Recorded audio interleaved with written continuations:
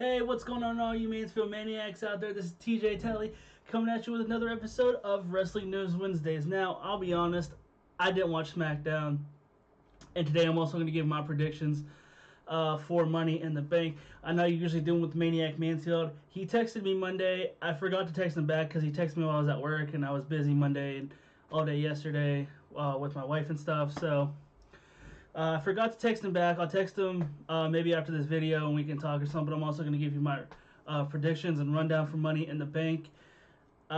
So yeah, I got some news from like the last week. I actually wrote down some stuff throughout the week. I know last week I said I only really start on Monday and Tuesday, and I tried to go back and get all the information. While I wrote some stuff down last week. Once I got done with everyone that watched it, the 1 viewer, 2 viewers, however many watched it, I forget. I forgot to check, but that's okay.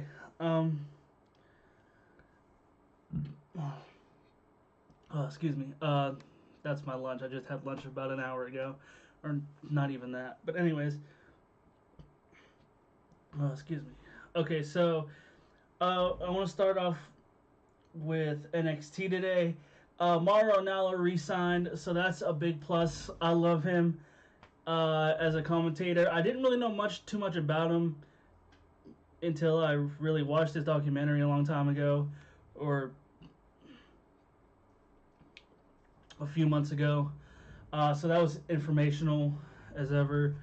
He seemed like a good guy. I know he deals with some mental stuff, which I mean, I don't understand it like he does, but you know what I mean. I get it. But yeah, no. This is a big plus for NXT. I love him. I mean, he goes over the top sometimes, but honestly, he's one of the best commentators probably ever. I mean, he does commentating for like I think boxing and Bellator, MMA, and NXT. So this is a big plus for NXT, and I'm glad he's going to be sticking around because Mamma Mia, he's good. So we're gonna talk about AEW. Almost spoiled something for you. Well, not really spoiled. Just main news now. But first, Angelico and Jack Evans signed with them as a tag team. They're gonna be facing the best friends, Chucky T and Trent ? So yeah, they're gonna be fighting them at Double or Nothing. Double or Nothing is only about a week away. Speaking of AEW, it is official. They have signed with TNT. The news broke this morning, so that's something. I mean, I know there was talk about them going to TNT or some other TBS or something like that. I forget. Which I mean, it's on the same thing, but you know, just different channels.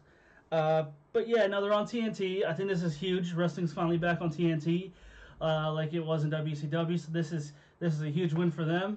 Double or Nothing will stream on the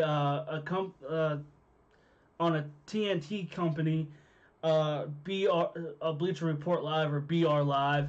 I heard it's gonna be like $50-$60. I don't care. I'm gonna order it and I'm gonna watch it because you know that's just how it is. But yeah, no. So that's a huge deal. I love it. Absolutely love it. Yeah, I can't wait to see what they bring. And hopefully, you know, they might get an off season, they might not. I don't know many details on that. Maybe it'll run 52 weeks like WWE. Maybe it'll run on Tuesday nights. Maybe it'll run Wednesday or Thursday. Who knows? I'm just excited they got a TV deal inked. This is huge. I know WWE isn't going to have competition right away, but maybe this will push them a little bit to put out a better product than what we have. Like I said, I didn't watch SmackDown Live. I know what happened though because I read the spoilers because they were in London, and honestly, that was like 3 o'clock here when they started, or around 3. So they went in around 5:30 here, maybe even before that, maybe 4:30ish.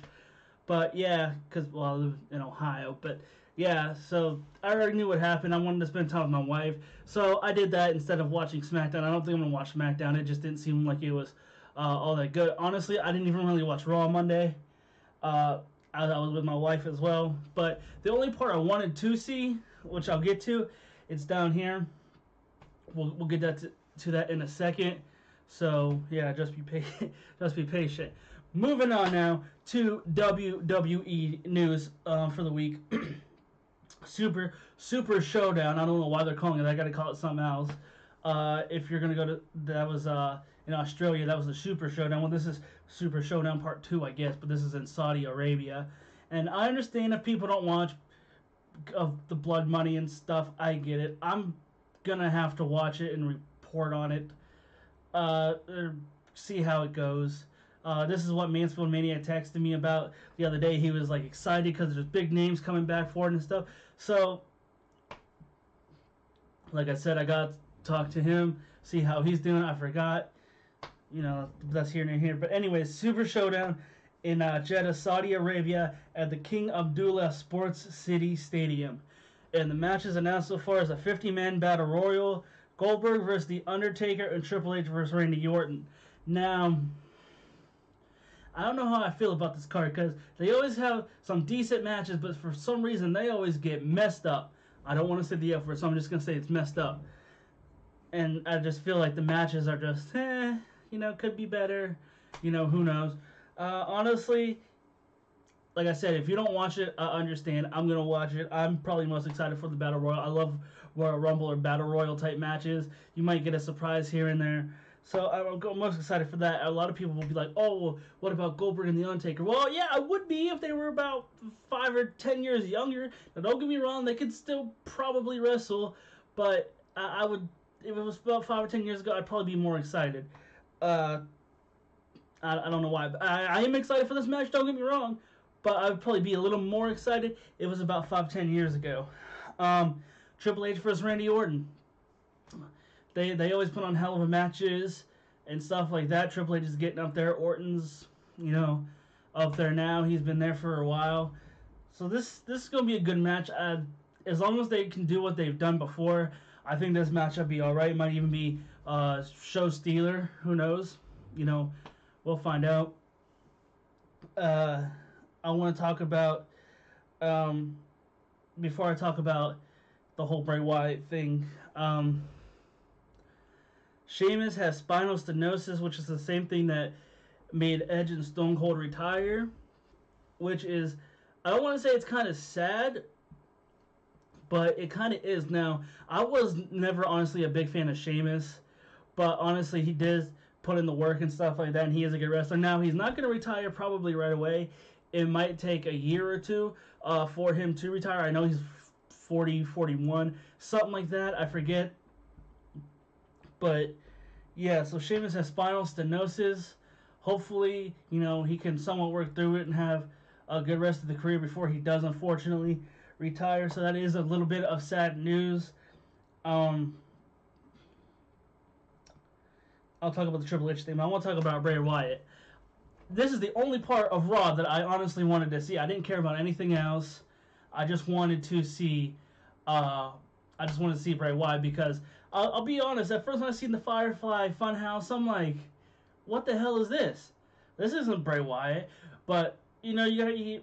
I didn't realize, or I should have realized, you got to give it time to cook and come through. So yeah, he kind of turned around and was like this evil, like Mr. Rogers, pretty much. But I absolutely loved it. Creepy as hell mask. Creepy as hell gimmick now. I absolutely love it. I know Bully Ray said they gotta push him in the main event. I would ease him into it at first. Excuse me. I'll kind of ease him into it at first. But I think Bully Ray is right. You gotta put him toward the top when he comes back. But like I said, ease him in there for maybe about a month or two. Make sure nothing else goes wrong. And, get him back to where he was. Because that thing was creepy as hell. But absolutely loved it. And I absolutely love this Firefly Funhouse thing now. So I hope he kills it when he comes back. Absolutely enjoy this. The last thing before I get into the Money in the Bank predictions. There was an article out, or a story out, that Triple H is the most frustrated one in WWE.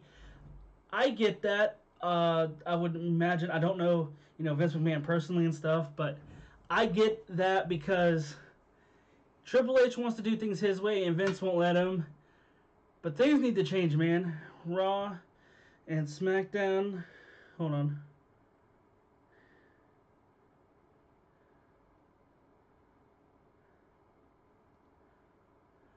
Sorry, I was texting my wife. She, that's important. Um, yeah, so Triple H has been frustrated, and I think it's time for uh, Vince McMahon to kind of step aside. He just, I don't know. The product hasn't been the same for a while now. Yeah, there's been a good few matches here and there, but really nothing blossoming. So, I mean, I don't know. I just think it's time for Triple H to take over, and he won't let Triple H take over. Triple H is frustrated.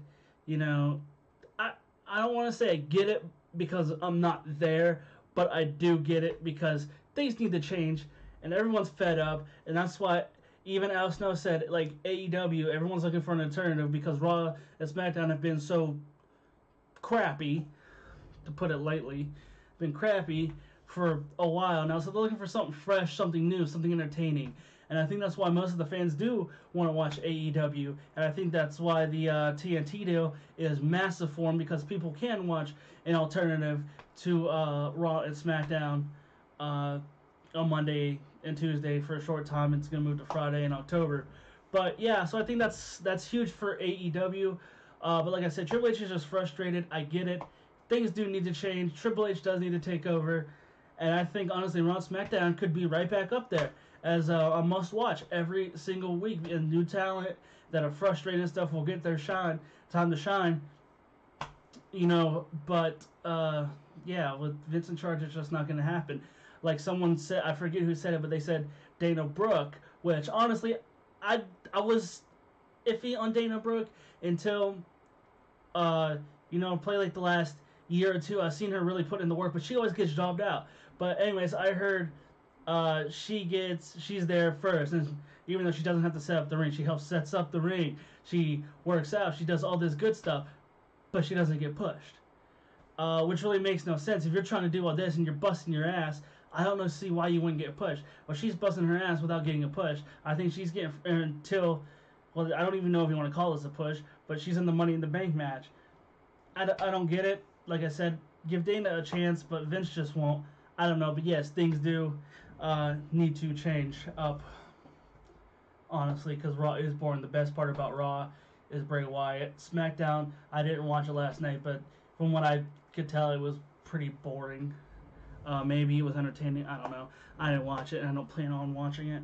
I just plan on watching Money in the Bank on Sunday, which leads me into predictions. Usually, like I said at the beginning of the video, I do this with Maniac Mansfield. Like I said, I got to talk to him. But yeah, so I'm gonna run down predictions, and we're just gonna go from there. There's 11 matches on this card. Pre-show start at 6, so they could possibly do 2 pre-show matches. Nothing's been confirmed yet except for 1 pre-show match. Main card starts at 7. It'll probably be on until 10:30, 11 o'clock, depending on what they want to do and how long they want the matches to last. So I'm going to start from the bottom and go up. Excuse me. If it's disgusting, I've been burping all episode. Like I said, I just got done eating lunch and schoolwork, so sorry about that, folks. Daniel Bryan and Rowan versus the Usos for the SmackDown Tag Team titles. As much as I would love the Usos to win, they've already had their chance, and they just won the vacant Tag Team Champions with or Daniel Bryan and Rowan did.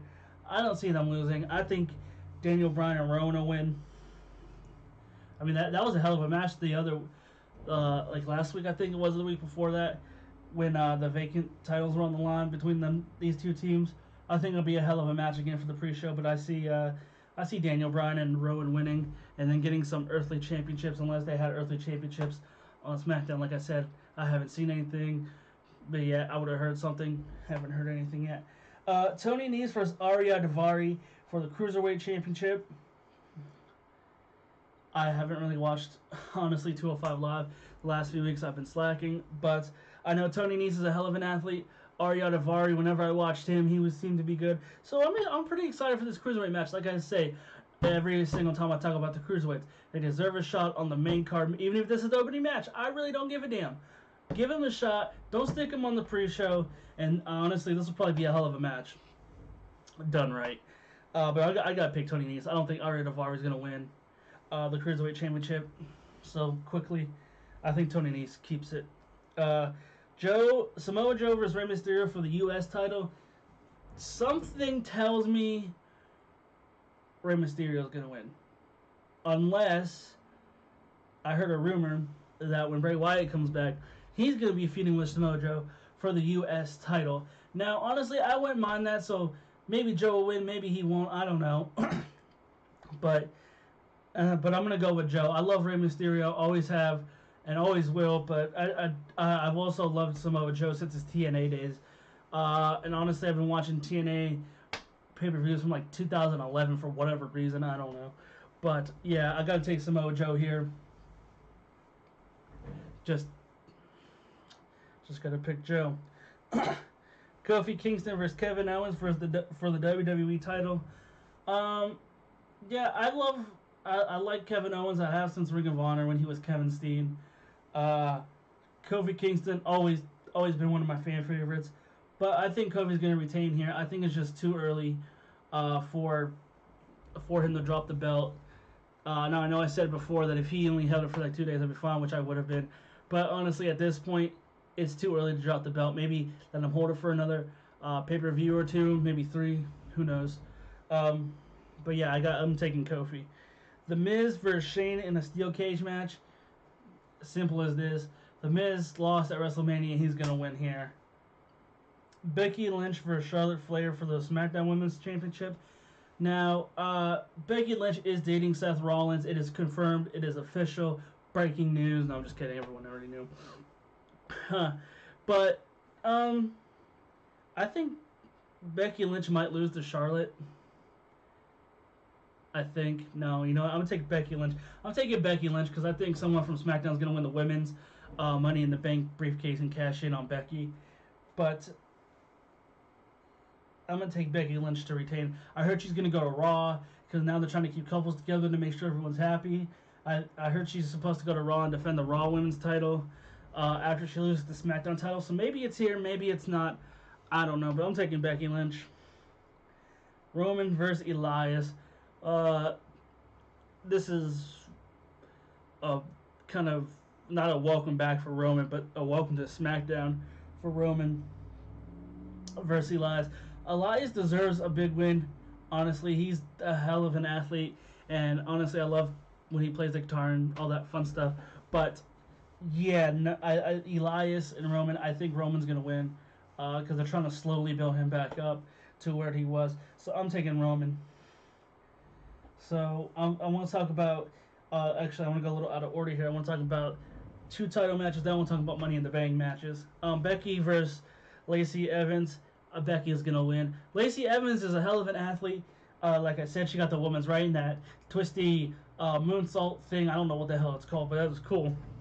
But I think it's just too early for Lacey Evans to win the win the women's title, unless it's the tag titles. But I just think it's too soon for Lacey to win. Maybe down the line, but right now, like I said, too soon. So I'm taking Becky. Seth Rollins versus AJ Styles. Seth Rollins just won it. I think this is going to be probably match of the night or pretty close to it if one of the Money in the Bank matches isn't as good as what we think. But I got to take Seth Rollins. I love AJ Styles. Honestly, I shook his hand while I gave him a high five when I went to my very, very first Ring of Honor event back in like 2014, 2015, whatever it was. Anyways, Seth Rollins for the win. I think it'll be a hell of a match if done right. So we'll see on that. But I'm taking Seth Rollins. Alright, so now, if you haven't seen on Raw, although I haven't, but I read what happened, Sami Zayn defeated Braun Strowman because Braun Strowman's hurt, but apparently that's not why he was taken out. It was because of the Money in the Bank matches, because it's going to be part of a long-term storyline plan. So for the men's Money in the Bank, we got Sami Zayn versus Ricochet versus Drew McIntyre versus Baron Corbin versus Ali versus Finn versus Andrade versus Randy Orton. Now that's a lot of verses. But I heard Drew McIntyre might win. I heard Andrade might win, maybe Ricochet. I don't know. I would love Andrade or Ricochet to win. I know Andrade, a hell of an athlete, hell of a wrestler, you know, creator. I think he's one of the creators of Los Ingobernables de Japón. But yeah, no, I think Andrade or Ricochet would be good picks. But I got to pick Drew McIntyre. I heard he's supposed to win, so maybe he goes after Seth Rollins and finally gets his due after all this time. So I'm picking Drew McIntyre, and then my dark horse, I got to go with Ricochet. I love the man. The dude's freaking phenomenal. So that's what I gotta say about that. Now, women's Money in the Bank match: Natalia versus Dana Brooke versus Naomi versus Alexa Bliss versus Bayley versus Mandy Rose versus Amber Moon versus Carmella. A lot of verses again, but there's like 7 or 8 women and men in the respective matches. I think I heard Mandy Rose might win, so I gotta think Mandy Rose is gonna win. Or my dark horse is Dana Brooke. Like I said, give Dana Brooke a chance. A lot of other of these women deserve a chance, even if they won a championship or two. But I gotta go with those two. I don't know. I'm just I'm honestly excited for the Money in the Bank matches and to see what unfolds on Sunday. So, like I said, usually I do that with Maniac Mansfield, but I gotta talk to him, see how he's doing, see what's up, and see everything that's good. That is everything I've got for you today. So that was my predictions video and the news for the week. So you kind of got like a double whammy here. So you got a special for free. No, I'm just kidding. Everything's free. But as you will know, Twitter names are up in the left-hand corner, I believe. I don't know. For me, it's on the left. It might be different in the video. I don't really go back and watch these videos. I do look for comments to see if you guys say anything. Because I want to listen to my audience. But, we'll see what happens. Anyways, Twitter names are in the left-hand corner. Go enjoy this beautiful day wherever you may be, whether it's Ohio, whether it's on the West Coast, if I reach that far, which would be honestly surprising to me. Wherever you're at, go enjoy this nice day. I'm going to go do some stuff around my house after I shoot this. But thank you to everyone who subscribes, likes us, and all that jazz. Thank you. I do appreciate it. I know Mansfield Maniac appreciates it. So, yeah, like I said, Twitter names are in there. Go enjoy this nice day, and you guys stay blessed.